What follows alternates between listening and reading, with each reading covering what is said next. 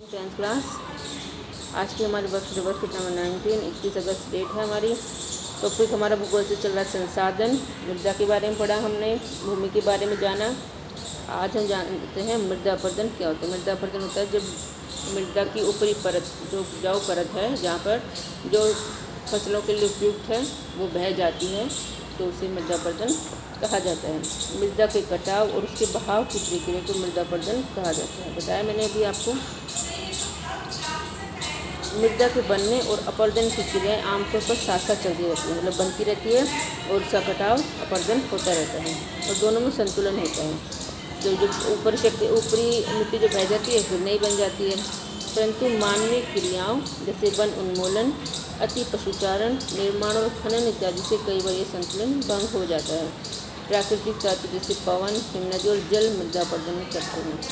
कई बार क्योंकि मानवीय जनसंख्या ज़्यादा बढ़ गई है तो ये सब प्रक्रियाएँ तो चलती रहती हैं, जिसकी वजह से क्या हो गया, मृदा अपरदन में संतुलन बिगड़ गया है। अब मृदा अपरदन के प्रकार जान लेते हैं। अवनलिकाएँ, चादर अपरदन, पवन अपरदन या गलत तरीके से खेत की जुताई। अब इसके बारे में अलग अलग हम देख लेते हैं क्या क्या है। ये क्वेश्चन आपसे 5 नंबर में या 3 नंबर में पूछा जा सकता है।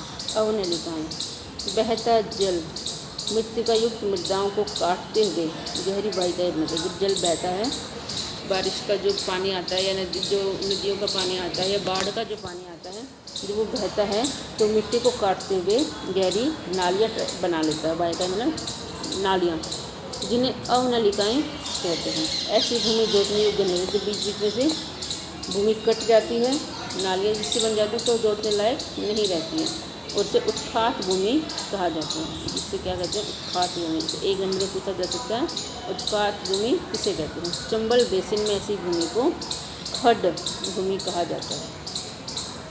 चंबल बेसिन में क्या कहते हैं, खड्ड भूमि, वैसे क्या कहते हैं, उत्खात भूमि। दूसरा है चादर अपरदन। कई बार जल विस्तृत क्षेत्र को ढके हुए ढाल के साथ नीचे की ओर बहता है। कई बार जल है वो बहुत सारे एरिया में बहता है।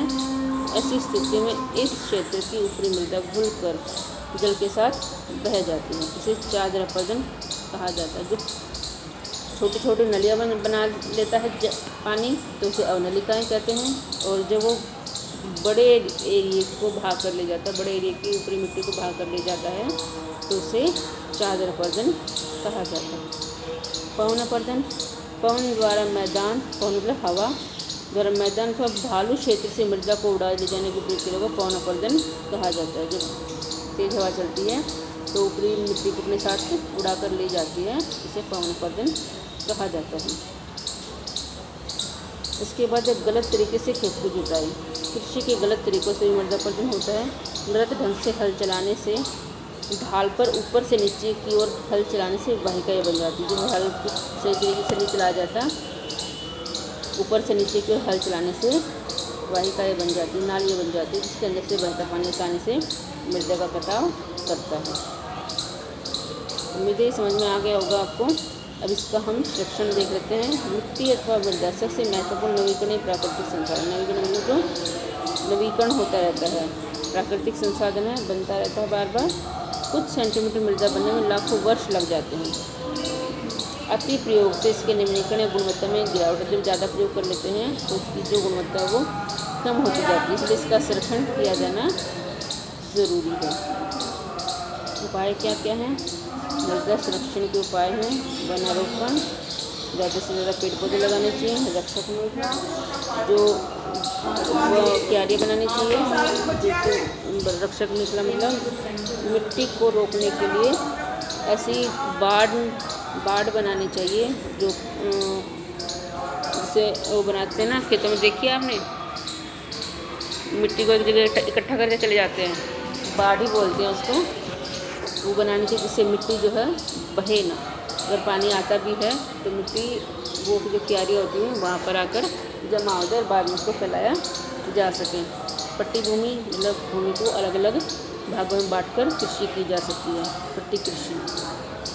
समुचित जुताई मतलब बराबर और ऊंची बराबर बराबर भागों में बांटकर अगर जुताई की जाए, हल चलाया जाए तो इससे भी मृदा संरक्षण किया जा सकता है, मृदा का नुकसान होने से बचा जा सकता है।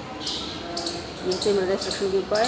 विस्तृत वर्णन आप अपनी किताब में पढ़ लीजिएगा ताकि आपको अच्छे से समझ में आ जाएगा।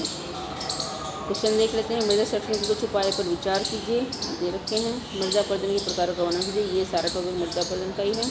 आपके आसपास जिन कारणों से मृदा अपरदन होता है उसकी सूची बनाइए, तो ये आपको स्वयं ही करना है।